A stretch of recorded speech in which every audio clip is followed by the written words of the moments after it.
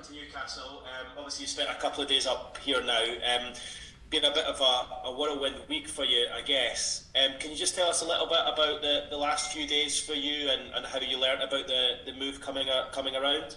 Look, yeah, I mean, it's been a whirlwind 24 hours, 36 hours, because that's all it's been. It was a very quick turnaround. On my way home from training on Tuesday, got a phone call and saying it all started. So, yeah, it's been a very quick 36 hours. A big decision to make at the point in time, but a decision I thought was right in that terms. You're the only sort of fit out-and-out striker at the moment at the club. Obviously, Dwight Gale was missing last weekend, and we know that Callum Wilson's out for a couple of months. It looks as though you'll go straight into the squad at the weekend in a huge pressure game. How are you feeling about the pressure that comes along with that you are the main striker at the moment moving forward? Look, yeah, there's pressure no matter what team you're playing, no matter what team you're involved in. These are big games, not just this one, but the ones for the rest of the season. So I'm enjoying being here. I know there's a lot of quality and a lot of great players in this group, especially when the boys up top join back in as well. So it's good. If selected, I'm ready and able and looking forward to the weekend and playing in front of that home crowd.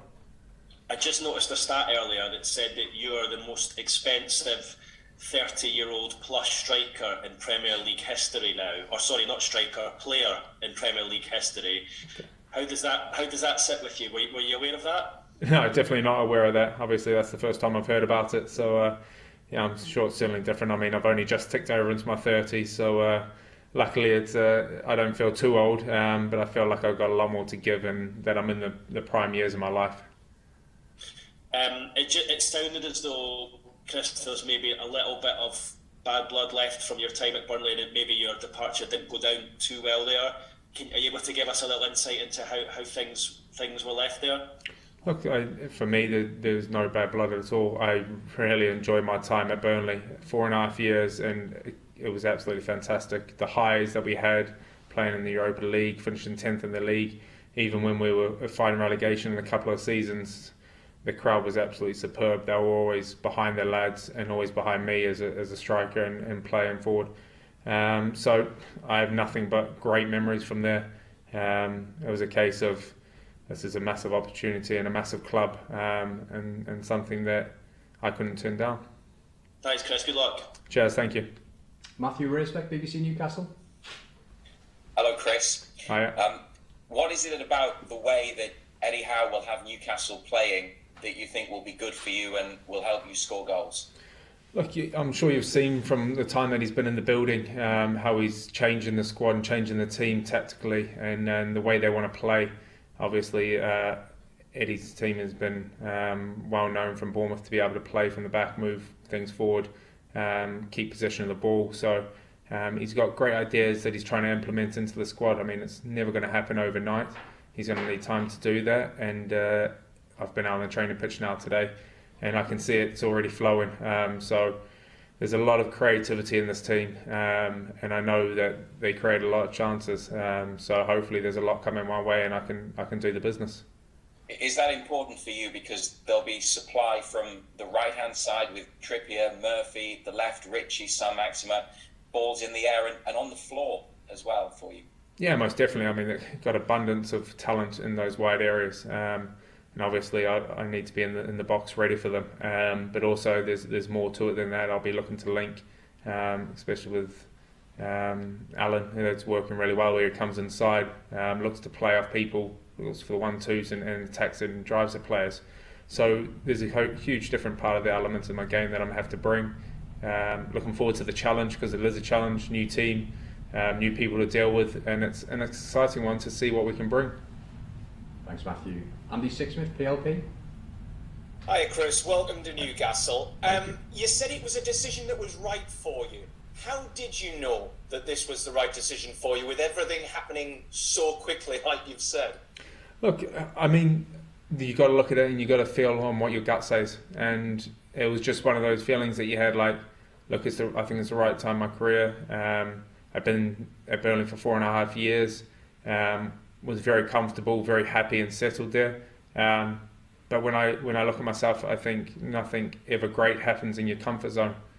And I'm a firm believer in you have to step yourself out of the way and out of your comfort zone to achieve greatness or to achieve some sort of great footballing talent. So there's no illusion that this is going to be a big challenge for me, but it could potentially be great for me at the exact same time and great for the club. So that's how I knew it was the right decision and the right timing for me to head this way.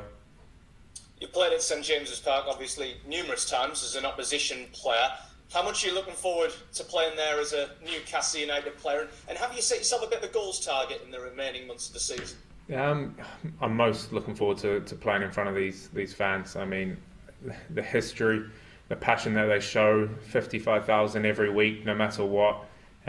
Speaking to the boys, how they've been behind the team from start to finish, no matter what. I'd like to think that they've seen how the team's adapting and the team's trying to progress.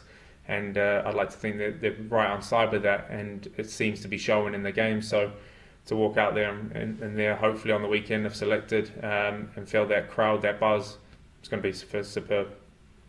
Okay, if you have a question for Chris, can you use the raised hand function for us, please? We'll take a couple from Ian Abrahams at TalkSport. Hi Chris, how are you?